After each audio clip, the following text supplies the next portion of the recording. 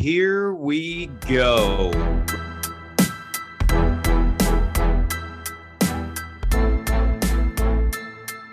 Welcome to the 9 Route Fantasy Football Podcast.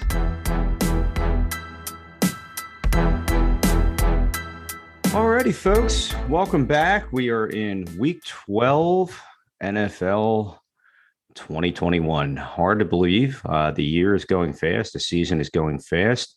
We're in that beautiful time of the year where the holidays are upon us. Christmas music is rampant on the radio. And Thursday, Thanksgiving, you get 3 NFL games. Can't look more forward to it. I'm actually off. I was off last year. I got lucky for my job. I'm off this year as well. I will be cooking and keeping an eye on points and trying to make sure I didn't forget to start people. It's kind of like the London games on crack this week. So you got to be careful. Make sure you have all the pieces in place for Thursday before you start your actual football Sunday. Pat, how we looking, man? We got the Chiefs and the Cards going on the bye this week, and it's a short week. And like I said, we got three juicy matchups for fantasy on Thursday that lead us into the weekend. Yeah, I think there's a lot of potential in those Thursday night games. Of course, the Lions and the Cowboys play like they do every year on Thanksgiving, but that Thanksgiving night game, the Bills at the Saints, that's going to be I think that's got the potential to be a pretty good game. I mean, the Saints have not been great recently, but neither of the Bills. So both of those teams are in the playoff hunt, and they're going to need to get right in order to make those playoff pushes for their respective conferences. So I think it could be a really good game on Thursday nights.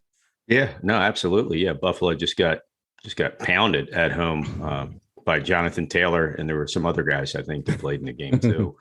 No, it was just Taylor pretty much for the Colts. Yeah, right.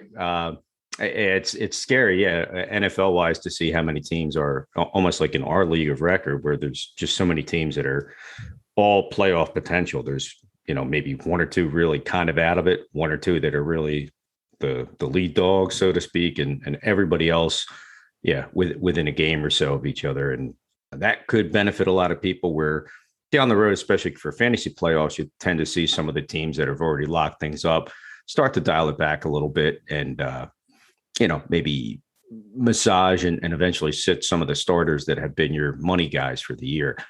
This looks like a lot of people are going to ride it out. So I think that will come into play for those that play all 17, 18 weeks of the NFL season to get you through the playoffs.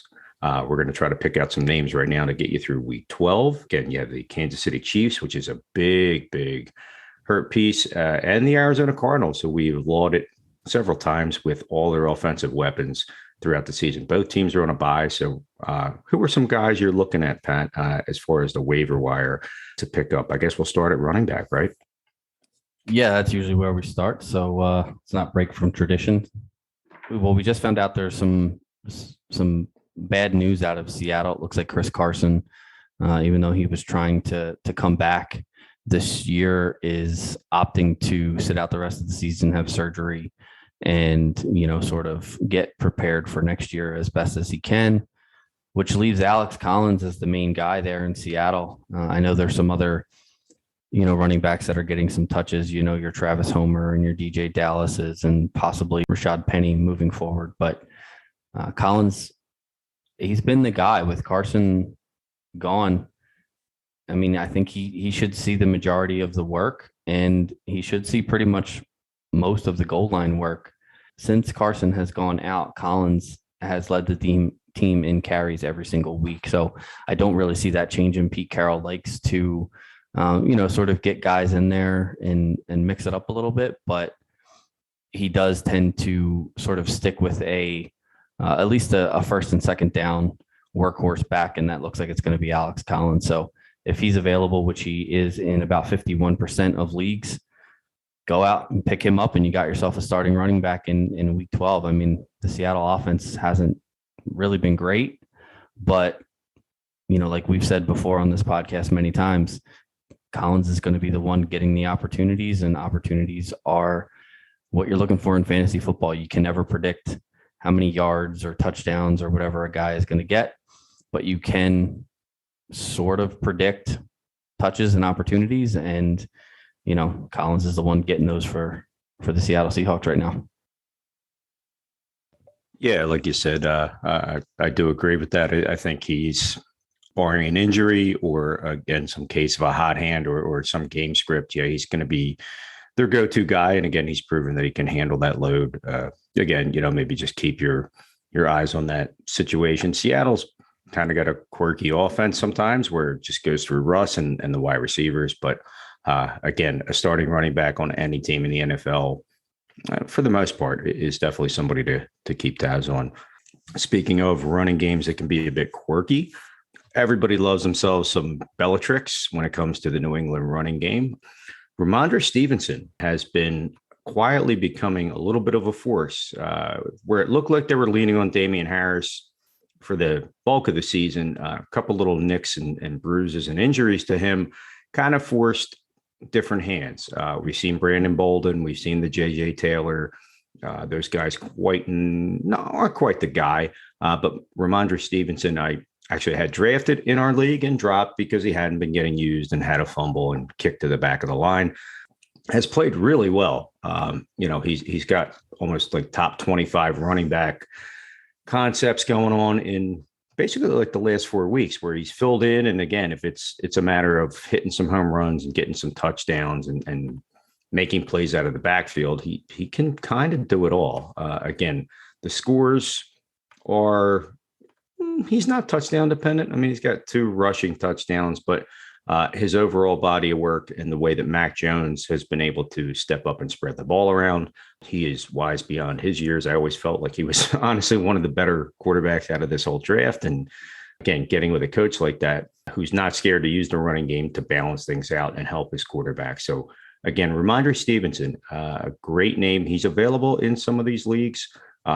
You'd be surprised, or you might be able to still make a trade for him if you had the potential, depending on the time of year that you're in. But he looks like a guy that definitely is worthwhile for a roster spot. And depending on the matchup week to week, he could be a solid flex for you. Yeah, I actually think Stevenson has just almost the same value as Harris in that offense right now. I know that Harris tends to be the guy that gets the first look around the goal line, but I think Stevenson gets a few more looks out of the backfield as far as a pass catcher. Not a ton, but a lot more than Harris, who, he's more athletic. Yeah, right. And it can break those. We've seen it. We've seen it in the preseason. We saw it a few weeks ago where, if he gets a crease, he can take it to the house. And I think he's much more of a big play guy. Another guy hopefully making some big plays this week will be New York Jets' Ty Johnson. Michael Carter went down with an ankle injury about halfway through their game this week versus Miami. And looks like, at least from what I'm looking at and what I am figuring, it looks like Ty Johnson's going to be the guy. He's second on the team in carries. He's been the guy who's been sort of the fill-in guy for Carter when he needs to come out and just catch a little break. Tevin Coleman did get some work this week against Miami after the Carter injury, but me personally, I feel like Ty Johnson is younger.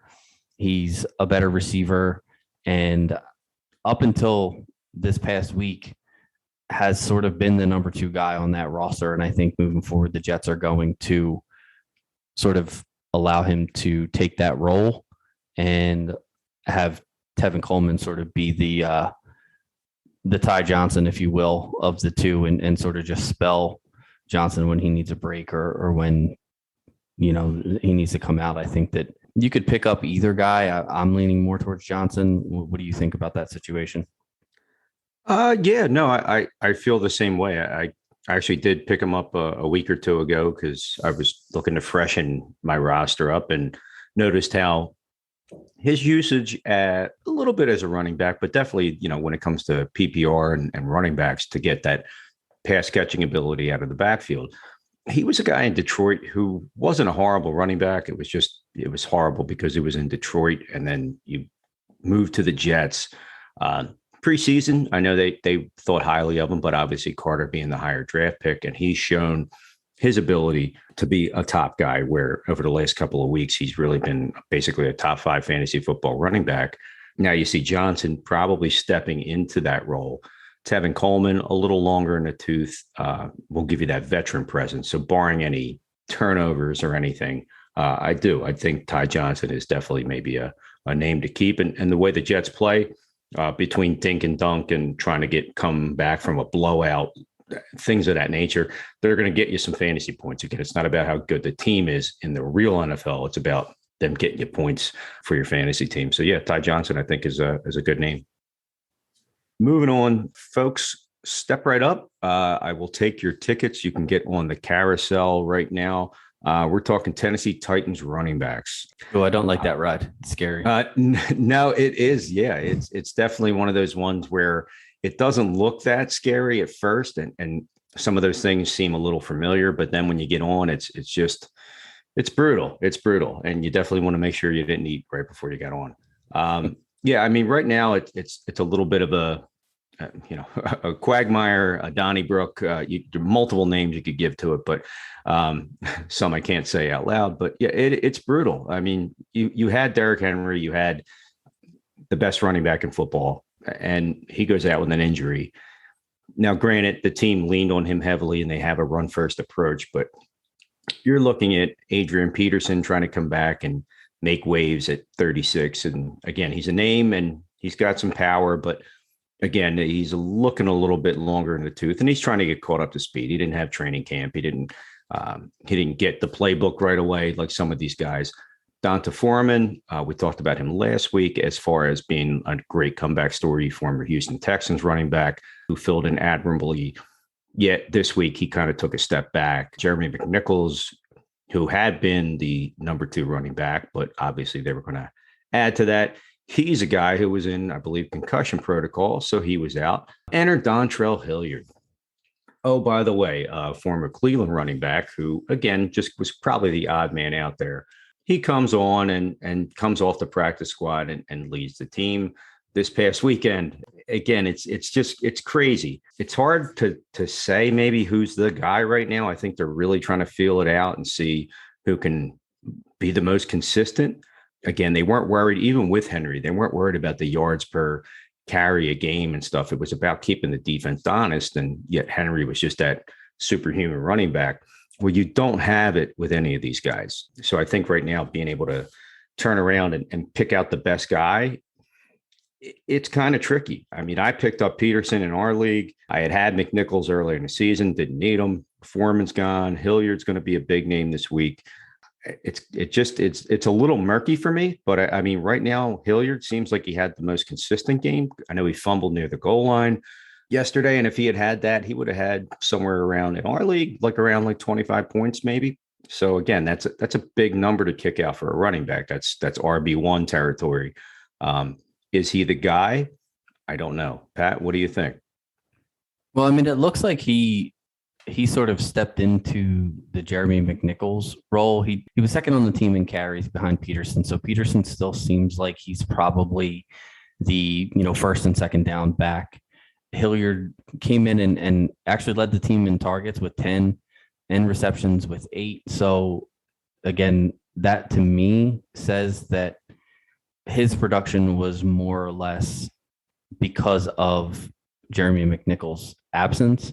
So moving forward, I'm not going to run out to the waiver wire and pick up Hilliard. I don't think that even if he ends up getting the same kind of snap share and the same kind of work that he got, this past week, I don't see him being a valuable part of the offense once McNichols comes back, because now you're looking at splitting that backfield, 4 different ways.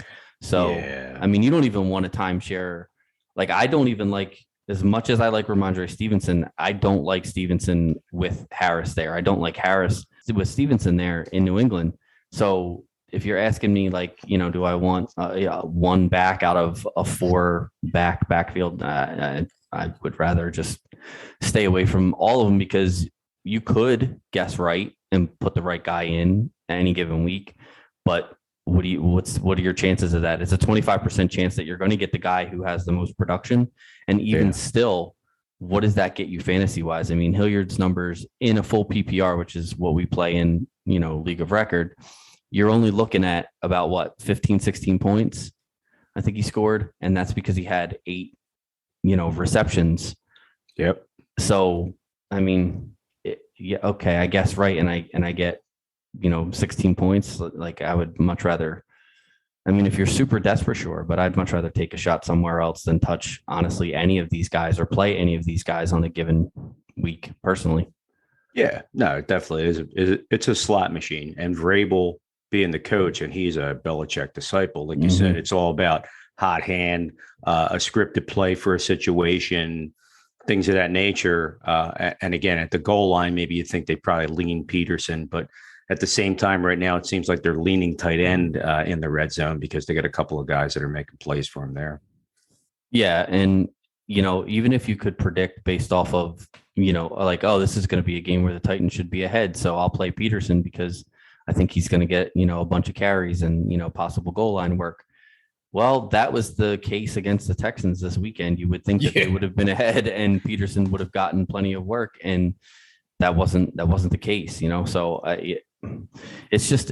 it's too unpredictable. The Titans have been unpredictable. The whole NFL has been unpredictable, but the Titans offense has been one of the most unpredictable. They showed up against the Rams and played outstanding and then completely just dropped the ball against the Texans. So, I mean, to be able to try to guess which guy is going to be the guy for any given game, for me, it's just, I'm not playing with that fire. A fire that I am willing to play with, however, is Jeff Wilson Jr. from the San Francisco 49ers. We saw him get the bulk of the work in relief of Elijah Mitchell. Mitchell went out with had some finger surgery, minor surgery in his finger. And the Niners thought that he was going to be able to kind of have that surgery and then, play through it. But unfortunately for him, he was not. Fortunately for Jeff Wilson, he took the lead role in the backfield this week. He led the team with 19 carries and 62.5% of the snaps. He did split carries with Trey Sermon and with Deebo Samuel, who still together only had 18 of the carries. So he did, eclipse both of their numbers combined. Unfortunately, Deebo had the one long run for a touchdown. That's just is what it is. That could have very easily been Jeff Wilson on that play. He's got that kind of skill set to where he can take an inside handoff and break it for a touchdown. I do think when Elijah Mitchell comes back, I think the reason you saw a lot of Deebo Samuel getting carries and obviously Trey Sermon, who, just seems to be like, all right, somebody's hurt. Come on, Trey, you're allowed to play this game. The reason you saw those guys was because Elijah Mitchell was out. I think once Mitchell comes back, whether that happens to be this week or next week, I think all that really does is cut Sermon's work. And probably you won't see as many carries for Deebo Samuel. But I still think that this 1-2 punch in San Francisco, which it's been pretty much from the beginning of the year, you've had Mitchell and Hasty, you've had, now you have Wilson and Sermon. You had Mitchell and Sermon earlier in the year. Kyle Shanahan likes to employ 2 backs, sometimes more than 2 backs, but mainly 2 backs. And I think that when Mitchell becomes healthy, I think that it's going to be Mitchell and Wilson. Mitchell obviously is the 1, Wilson is the 2, but I do still think that Jeff Wilson has some playability moving forward. And I think if for whatever reason, Mitchell goes out again or this finger thing lingers for more than just this past week, I think that Wilson has a great opportunity to lead this backfield or at least be a big part of it moving forward. Yeah, no, I do agree. I think that is, I think it's spot on. I mean, yeah, Wilson he's a guy we've seen, I think in the past, he had some ridiculous games with 2-3 touchdowns, maybe 4. But yeah, at the end of the day, I think having him as the guy to be maybe the RB2 for that team is pretty solid. But yeah, I think it's Mitchell's backfield. I do agree. Rounding out the running back position this week, we're going to look at our old buddy, Latavius Murray. He's back. Yes, he came back from injury. He was second on the team in carries this week at a paltry 3.2 a carry. But it really is just him kind of getting worked back into it. He did have a couple receptions that helped out as well. It was an odd game for Baltimore overall, so maybe take it with a grain of salt. Lamar Jackson was out.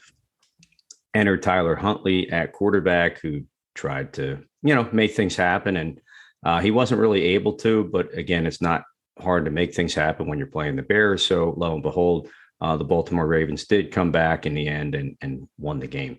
Murray getting back on the field, he had been their most productive running back. You have seen Devonta Freeman step his game up to the point where they released Le'Veon Bell. Looks like his career may be on the outs when it comes to that team. Tyson Williams, hardly knew you. Again, he had a nice game or two. And you always get your Patrick Ricard game where maybe he gets a couple goal line touchdown and vultures you. But I would say Latavius Murray is a nice, safe flex floor, maybe an RB2 if you're stuck on a bye week. He has put up points for you in the past, and again, he's coming back off an injury, so in a quirky game. But he was a guy to get you anywhere from 8-9 points to 13-14 points a game. I will take that as a flex. I will take that maybe as my RB2 in a down week. And it's a run first team with Baltimore. We know that. Again, RB1 being Lamar. That offense was a little out of sync last week, but I wouldn't worry about it as long as Lamar Jackson's there. I think Latavius Murray is a solid pickup. Yeah, I think Freeman has definitely earned a little bit of work in that offense. He's performed pretty admirably in Murray's absence. So I do see that being a closer to a 50-50 split moving forward. But, you could do worse than a 50-50 split of the Baltimore offense, Yeah. All right. Well, I think that's it for running backs, unless there's anybody else that you want to mention that we may have forgotten. No, I think that pretty much covers it. I mean, a lot of names out there. And again, some of them might be a one-hit, one-week wonder, but a couple of these guys I think will definitely be worthy of a roster spot for you. All right. So let's move on to wide receivers. We have a few wide receivers who are we've mentioned before, so we're not going to go into too much detail on all of these guys, but one guy who I was shocked to see was only rostered in 51% of leagues was Darnell Mooney. It baffles my mind how he should be rostered in at least 80% of leagues at this point. Like he's still less rostered than Allen Robinson, which, I mean, I get it. Robinson has the name and you don't want to let go of a guy like that. But Mooney has officially become the number one wide receiver for this team. I mean, even before this past week where he had 16 targets against Baltimore, he was already out targeting Allen Robinson 59-50 and had a 36-30 edge in receptions. I mean, neither Bears quarterback really gives me a ton of confidence in starting Mooney week to week, but I think that there's definitely potential for him, and there's definitely worse guys that you could play in your flex bet. Like I would take Mooney in my flex over any of the running backs that we talked about picking up, except for maybe possibly Ty Johnson this week, and that's just because of the Carter injury. But I mean, I think Mooney he's a star in the making, and it's just a matter of the Bears offense, figuring things out before he becomes, one of those guys that we're drafting in the, fourth, fifth round next year in fantasy drafts. Yeah. You've seen a definite changing of the guard where Allen Robinson, I think he still is probably a solid wide receiver, and they're in a tricky situation in Chicago. It looks like the coach has seen better days, and the quarterback play I saw where Andy Dalton will be starting Thursday. He did a valiant effort to try to bring them back in that game. Again, the Bears have had injuries and whatnot, but Mooney has, he has really been just kind of quietly there all season. And like you said, it is surprising that he was so openly available in a lot of leagues. And again, for instance, our league, yeah, he's a Connor. You're definitely going to have him, on the roster. But at the same time, for a lot of people, he is arguably a wide receiver one on a lot of teams that, may be playing from behind and trying to get back in games. So I think that the fact that he's there and available, definitely worthy of a roster spot and definitely startable based on the, like you say, the targets he receives. The opportunity is there. Whether or not he's able to totally take it to that next level, we will see. But it does look like he is that guy that is truly going to be there. And for him and Justin Fields, you figure he's going to be their quarterback. That isn't a bad idea to maybe hang on to him and maybe even, franchise him, keep him as a keeper, and or look to draft him high next year based off his abilities from this year. Going to move on to a good old buddy of mine. I'm going to sing a song. It's Elijah. Elijah. Oh, my daughter sings it a lot for our cat. I'm going to sing it for Elijah Moore. I love this guy. Wait, you named your cat after Elijah Moore? No, they named Elijah Moore after the cat. Oh, that makes more sense. Your cat's probably older. He's young. He's athletic. He's a home run hitter. He helps his team come from behind. No, that's Elijah Moore. I'm sorry. I get all confused all the time. Well, at the end of the day, this guy has really stepped into the role that I think people thought he was going to have. You're looking at some of those wide receivers from Ole Miss, and you have DK Metcalf, you have AJ Brown, who are considered top 10 studs, futures of the NFL. And people thought the same about this guy. And then he's on the Jets, and it takes a minute. You got a rookie quarterback, yada, yada. To see the level of production that he has been putting up over the last couple of weeks is really, really awesome to see. I feel that the fact that he's on a waiver wire right now is downright criminal. I mean, the last 4 weeks, he's wide receiver 6. He's got 3 touchdowns already. It took a minute for him to get the game speed. It took a minute for him to get the NFL down. It took a minute for him to go through 1, 2, 3, 4 quarterbacks in his rookie season. So, and again, you have a young rookie coaching staff, the whole 9 yards. This kid's legit. I think everything from here on out for him is onward and upward. Yeah, he may have a game or two where he, maybe doesn't kill everybody, but at the end of the day, Elijah Moore right now is really, really good. Again, he's putting up points in boatloads when you really look at it. I mean, it's just looking at it over the last 4 weeks and what he's really been able to do production wise has been really good for that entire team. And again, he's getting the goal line work. They're looking at him as probably between him and Michael Carter. But I think they probably lean a little more Elijah Moore. And the two of them are helping each other out. So it'll be interesting to see with Carter going out if Moore maybe regresses a tiny bit because some of the focal point goes into the passing game. But I think he's in a good situation there. And I love me some Elijah Moore. Yeah, I think that this is just my personal opinion. I think that next year, I think the Jets are going to be a much, much better team. I mean, if you look at, Wilson, obviously he struggled a little bit so far, but Carter's starting to emerge as, the number one running back. Moore is now, has now officially taken over the team in as far as the target leader. I think that, as these 3 young guys gel together and keep playing together and sort of, the 3 of them get on the same page with Robert Saleh and him being a defensive coach. I think if the Jets can get their defense figured out, if they can pick up a few pieces in this draft, maybe sign some free agents, I really think the Jets have a shot at being, maybe not necessarily a playoff team, but I mean, in the next 3 or 4 years, I mean, when all these rookies are starting to come towards the end of their rookie contracts, I can see the Jets being a legitimate contender and being a really good team. So yeah, Elijah Moore excites me. If you have him in Dynasty, congratulations. You made a great pick because I think he's going to be an absolute superstar in this league.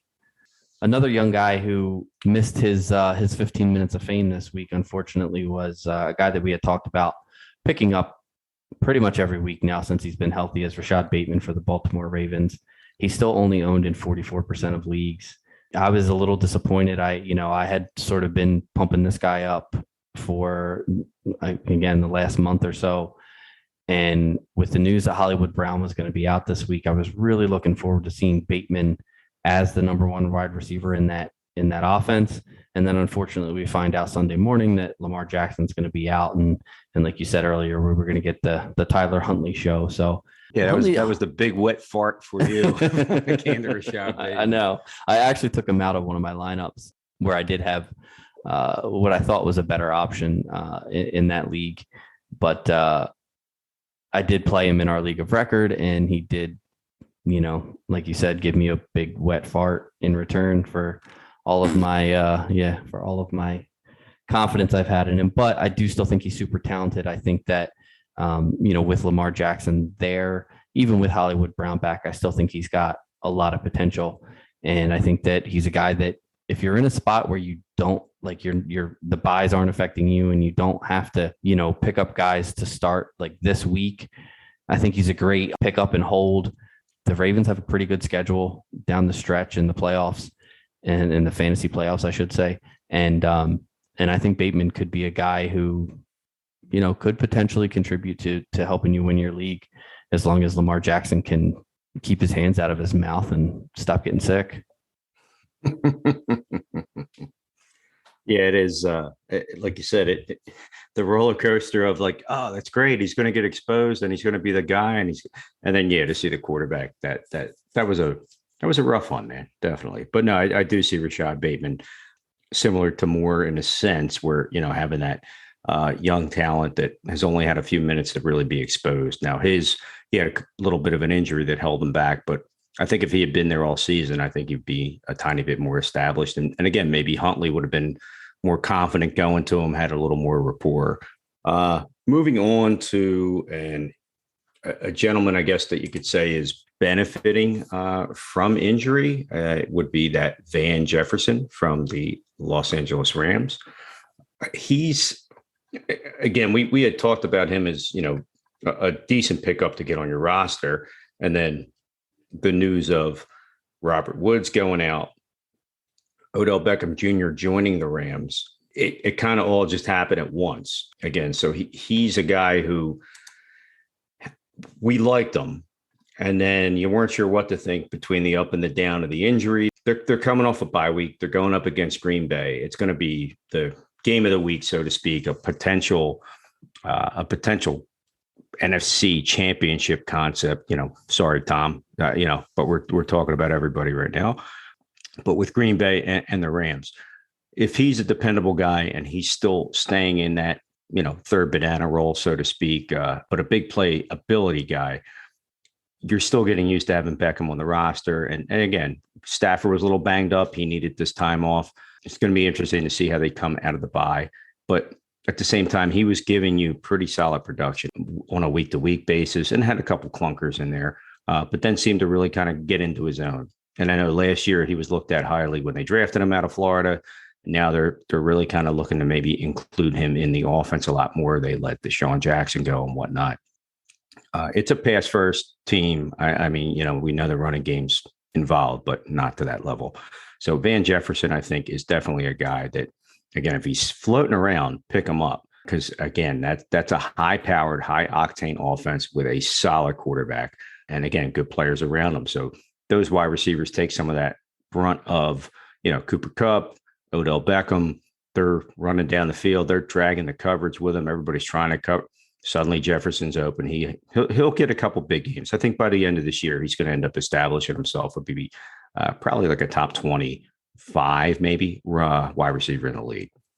Yeah, and we still don't know. We haven't seen Beckham play in this offense yet, so we don't know for sure that, he's going to come right in and gel with Stafford and sort of, fill that Robert Woods role. There's a potential that Van Jefferson ends up the number 2 wide receiver on that team from here on out. We don't know that for sure. I mean, Beckham's the bigger name, but he's a big name in Cleveland and didn't produce. So like I said, there's no guarantees either way. Well, he did have a midget thrown to him too, but didn't help. Nice. I'm sorry. A little person. I apologize. It's not PC. So one other wide receiver I want to talk about is Sterling Shepard Unfortunately, he's not going to play tonight against the Tampa Bay Bucks. He's still dealing with his injury, but he's available in about 58% of leagues. And I think that his injury has sort of, being a lengthy injury has caused a lot of people to drop him. But now that he is returning to health, I think you need to grab him and put him on your roster. He was the number one wide receiver on that team when he was healthy, when everyone was healthy. And even though Kadarius Toney has sort of stepped up in the role that has sort of been vacated by all of these injuries to Shepard and Galladay and Slayton, when Shepard's there, he is Daniel Jones's number one target. There's just no getting around that. That he's played with Jones the longest, and they've always had a good rapport when they've played together. So if Sterling Shepard is available in your league, you need to go out and grab him and just put him on your bench and wait for him to come back. And when he does, I think you can confidently play him as a wide receiver 2 or a flex pretty much every week, barring re-injury. No, I agree. He's always been, especially in our league, I've always noticed, he's always been that guy that's just been on the cusp of being on a starting lineup or on a team. And again, it seems an injury setback here, an injury setback there, but he's always been a pretty solid contributor consistently when he's on the field and when he's healthy. And like you said, they have a few other moving parts right now for the Giants, but I think it is good to see that he still has his big playability and that Jones is looking to him again as a dependable asset underneath and can make some big plays downfield as well. So I do agree that Shepard should be worthy of a roster spot. One other that I'll say is probably a guy that you might want to remember. We did have some ups and downs. We had Sam Darnold for the Carolina Panthers, who had a couple great weeks and then a couple bad weeks, and now he's out with an injury. Cam Newton came back. I think we're all aware Cam is back. Superman is back in the building, and he's in Carolina. It was interesting to see this week where they played Washington and Ron Rivera, who had been his coach when they made the Super Bowl, get back on the field, do a little reminiscent of the good old days. And you're starting to see, I think, some of that already with Cam Newton. He's brought a different energy. He seems like he's a hungry guy, to say the least, to prove a lot of people may be wrong, or to show that he's back, on that level. I think a guy that maybe some people have already dropped because his production fell off a cliff is Robbie Anderson. Like, everybody was so excited to see the New York Jets reunion of Darnold and Anderson, where they had a nice rapport, some deep ball play, big games for both players, but especially for Anderson. And then it just seemed like he just wasn't involved, or maybe the coverage schemes, or I don't know what it was, but he was not as involved. Now, again, you're also getting back Christian McCaffrey, who finally came back and is healthy.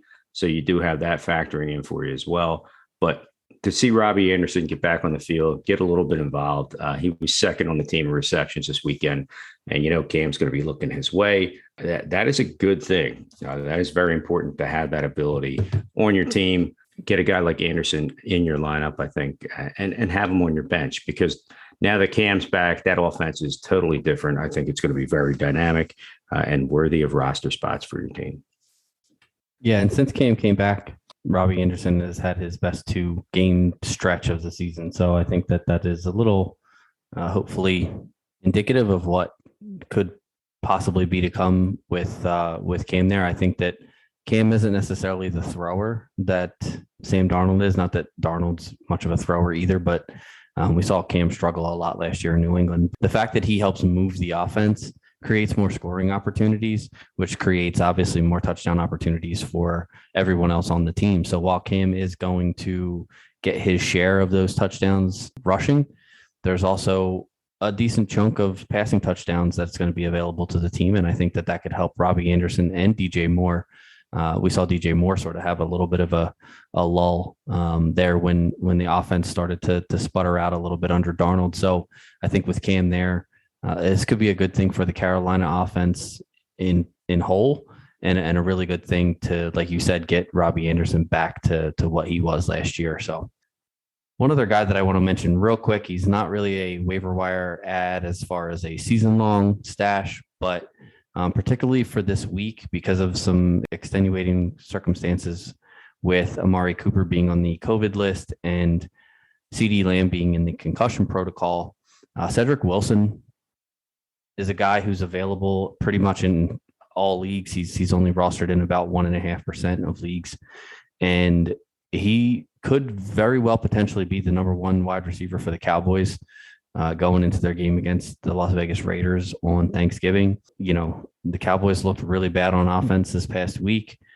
It's been a rough couple of weeks for them, but, you know, obviously they're talented and they have a really good quarterback in Dak Prescott, who I think can absolutely get the job done. So I think if you're hurting at wide receiver specifically for just this 1 week, you know, maybe you have Tyreek Hill or, you know, one of the many Arizona wide receivers that are going to be on bye this week, and you need a spot start. I think Cedric Wilson is just as good of a wild card as you're going to get anywhere else. So he's a guy that you can look at if you're in a little bit of a pickle at the wide receiver spot this week. Yeah. To see Dallas kind of, definitely on their heels a little bit offensively. So obviously somebody's got to get involved, and he had filled in admirably for Michael Gallup as a, slot guy and third, fourth option for him. Definitely I do agree. You're going to have to look at some options for Dallas between Cedric Wilson and maybe some of the tight end play to come back in. Yeah, and obviously Gallup will be probably heavily targeted in that offense as well. So, but Wilson's a big play guy, and I think that he definitely has a little bit of potential. All right, so let's move into our streaming section of the show.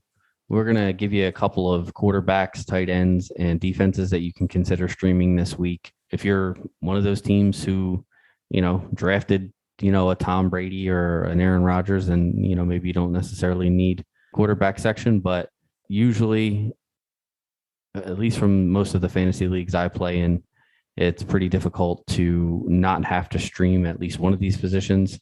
So we're going to give you a couple options that we like for this week, and take it with a grain of salt. If you have a better option, obviously stick with it. But if you're struggling and maybe you have somebody on bye, or you're like me with Kyler Murray in one of my leagues who hasn't played in a while, and he's going to be out again this week, you might have to look to one of these options as a fill-in for at least week 12. So number one for me, I have Cam Newton versus the Miami Dolphins. They're the sixth worst team versus the quarterback position. Obviously, Cam has played well in the game and a quarter that he's played so far back with the Carolina Panthers.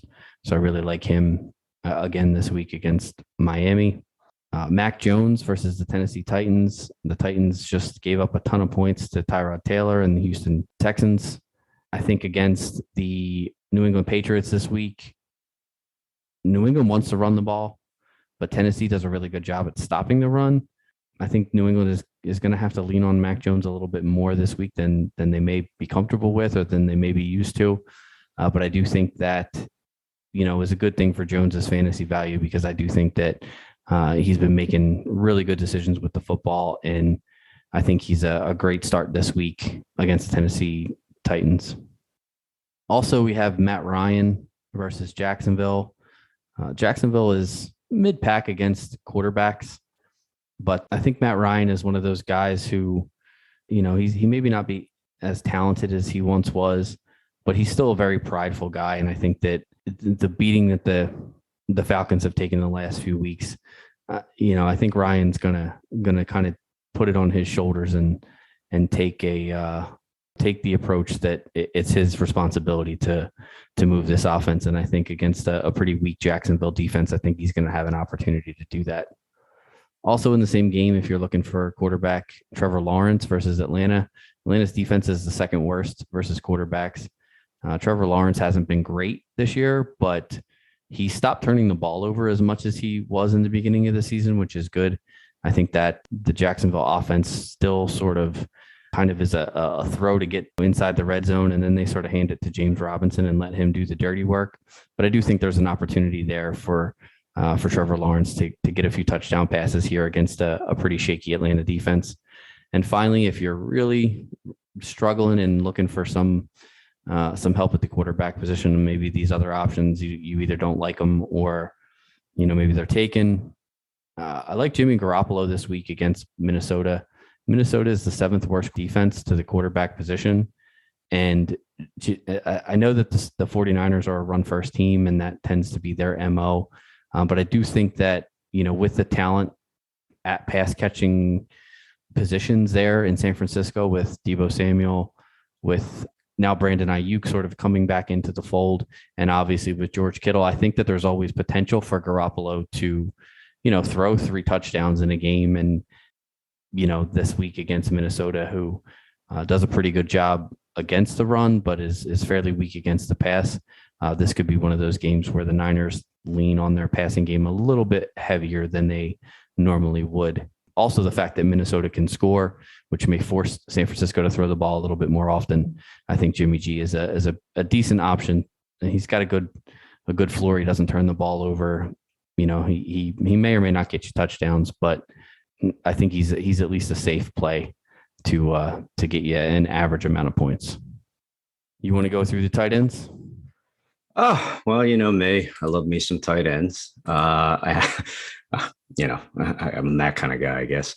But yeah, I think there's a couple names out there that you can probably lean on in a stream sense for this week, based on the matchup, based on who they're going to go up against, that tend to maybe bleed points enough to a tight end where, at that position, unless you have one of the big dogs, you're maybe just looking to pick up a guy who, is going to get you that touchdown and maybe 4 receptions, 30 yards and a touchdown. So if you end up with, 10, 11, 12 points, you're head over heels because you don't really care too much about the position. Again, maybe you don't value it, but there's a couple matchups this week with a couple different players that we're going to give you for tight end that seem to be in a pretty good spot. I think based on the matchups. And I mean, that's why it's a week to week game. First name we're going to talk about. Let's go into Evan Ingram.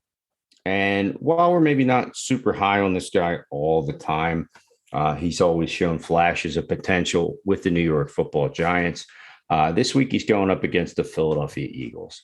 From what I know as an Eagles fan is that the Eagles are really, really bad when it comes to trying to defend against the tight end position. Their linebackers they're guys in a uniform on the field.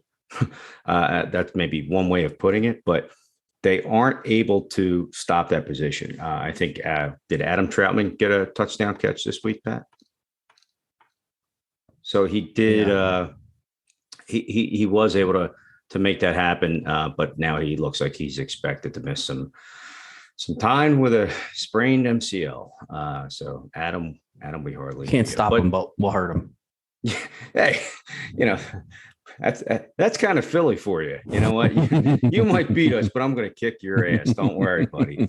This is going to be an interesting game this week. It's Eagles Giants. It's an NFC divisional battle. It's a rivalry. It's pound for pound. Everybody says Eagles Dallas. It's Eagles Giants is really the true big rivalry when it comes to that.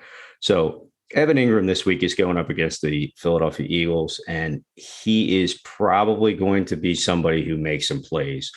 He is probably somebody who's going to make multiple receptions.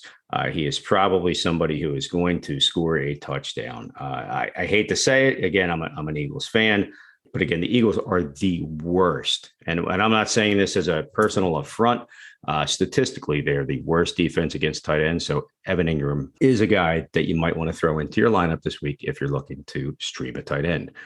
Another name, and I toyed around with making him my start of the week, but I deferred. Austin Hooper. He's an odd player. He's really good. He's in an offense that's run first, and they have a quarterback who is injured right now, and sometimes has a little bit of a limit to his skill set. But Austin Hooper is going up against those Baltimore Ravens, another heavy divisional matchup. We're in the back end of the schedule now, the end game. So you're going to see a lot of these happen. Baltimore is one of the worst, also not the worst. We know it's the Eagles, but one of the worst against the tight end. He's had some nice games for them. Again, he might be a little bit touchdown dependent, but I mean, in the last 4 weeks, he's a top 20 tight end, does have a touchdown reception. He gets some red zone looks. So now that ODB is gone, they're probably going to be looking around to different players and Hooper. It could also be a David Njoku game. But again, the Cleveland tight end position, I think Hooper is the one. He's probably the guy your best bet is on. Moving on to another tight end, Jack Doyle. We're all big fans of him. We might also want to look at Mo Alley-Cox, some combination of the two, going up against the Tampa Bay Buccaneers. That vaunted Tampa Bay Bucs defense isn't as vaunted against the tight end position. They're one of the bottom feeders when it comes to that. Their linebackers are usually attacking the quarterback, attacking the running back. They're in the backfield. So they are susceptible to big plays to the tight end position. We've seen it happen throughout the season. We have used them as our whipping boys, so to speak, against that position on multiple occasions. This probably is going to be another one of them. You're looking at an offense right now in Indianapolis that is running back heavy. Jonathan Taylor, a great quarterback in Carson Wentz, who seems rejuvenated and loves him some tight ends. So he will definitely get them involved. Last but not least, a guy that has just quietly come along and is definitely validating where he was picked for the Pittsburgh Steelers, Pat Freiermuth. He is actually going to be my start of the week at tight end as well, but he is just really become a focal point in that offense. Ben Roethlisberger, as well as Mason Rudolph, when he filled in, are looking at him as a big option. Again, he's a good pass blocker. He's a good run blocker. But when he gets out into space and starts to make plays, you're starting to see why they drafted him on his potential out of Penn State to be a playmaker, a game breaker, and has the potential to be maybe in a year or two on that next level. Right now, he's probably easily going to finish the season in the top 10. And again, he definitely looks to be a guy down the road that's going to be a monster at the tight end position. So Pat Freiermuth rounds out the streamer. So it was Evan Ingram versus Philly, Austin Hooper versus Baltimore, Jack Doyle or Mo Alley-Cox, probably going to pick up a score against Tampa. And last but not least, Pat Freiermuth for your tight end streamer against those Cincinnati Bengals. Yeah, those guys are all solid options this week. Moving on to the streaming defenses for the week, we have a few here for you. For me, number one is Carolina. I say streaming defense. Carolina may not be available. I know in the research I was doing on some sites that were fairly heavily rostered, on others they weren't. In NFL.com, which is the site that we use for our league of record, they were only 39.8% owned. So I threw them in here as being the best option going against the Miami Dolphins, who are the 7th worst team to the defense special teams. The Dolphins they're not terrible, but they're still turning the ball over a lot, and they're still not scoring a ton of points, which is obviously good for your defense if you're starting them. So number one for me is Carolina. Number two, I'm going to take the Chicago Bears versus the Detroit Lions on Thanksgiving.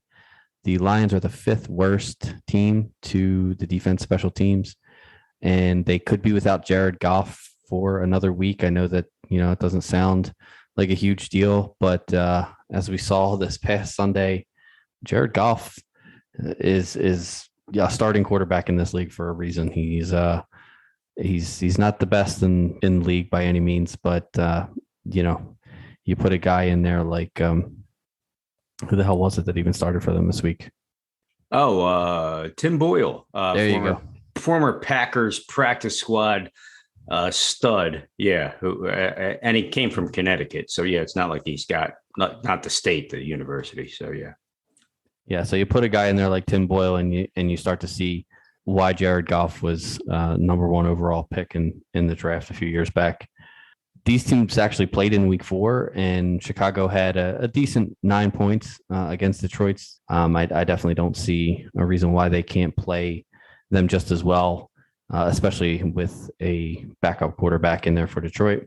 Number 3 for me, believe it or not, is actually the Houston Texans going up against the New York Jets. The Jets are the 2nd worst team to the defense special teams. the Jets are still turning the ball over a ton, and Houston actually isn't terrible. They're forcing the third most turnovers per game in the entire NFL. They're getting almost 2 turnovers per game. So, the combination of the Jets turning the ball over at a really high rate and Houston being one of the better teams taking the ball away is always a good option for fantasy points for your team. Number 4 is the Philadelphia Eagles versus the New York Giants. Giants are the 12th worst team to the defense and special teams. And I just am, being an Eagles fan, you're fairly critical of your own team. I think probably more than you are of other teams. But honestly, the Eagles defense has looked really good. They gave up some points to New Orleans this past week, but a lot of that was when they were so far out ahead that, it's one of those things where you're just trying to not give up a big play and let the other team get back into the game quickly. So you can't really always fault a team for giving up points at the end of a game. So I really like Philly against the Giants, who, again, with the injuries and the struggles, have just not been great this year. And then there's 2 teams that I like that are playing each other, Atlanta and Jacksonville. Both of these offenses have been shaky and they've turned the ball over a lot. I think that you could go with either, but I actually like Jacksonville's defense a little better, only because Atlanta is the worst team versus the defense in fantasy football. Jacksonville's the 6th worst, but I think that Jacksonville is, I don't know. To me, it just seems like Jacksonville is sort of on the way up. I feel like they've been playing better football recently, and Atlanta has just really been struggling. I know earlier we talked about Matt Ryan potentially being a streamer, and I do think that they're, against that Jacksonville defense, I do think that that's possible that Ryan could have a very good game. But it's also very possible that Jacksonville, who just held the Buffalo Bills to 6 points a few weeks ago, could shut these Falcons down and have a pretty good game defensively. So I do think either of those teams, I think it's going to be a fairly low scoring game. And I think either of those defenses is viable this week in a spot start if you need them.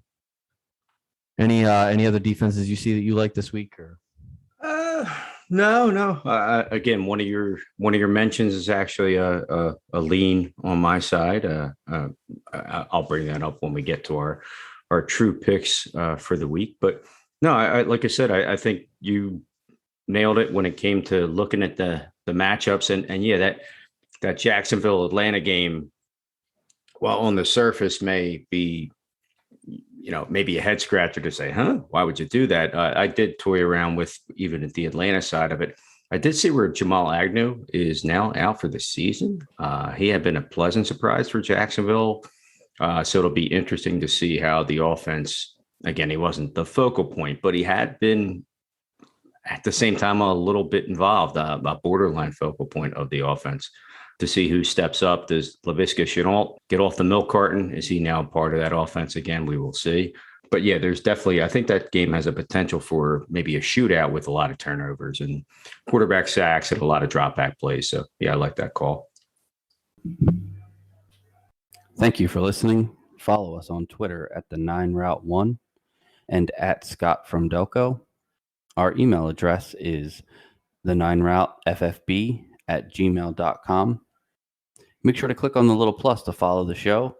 And if you like what we do, leave us a review wherever you're listening. Good luck this week, and we'll be back next week with more fantasy info to take your team deep here on the 9 Route Fantasy Football Podcast.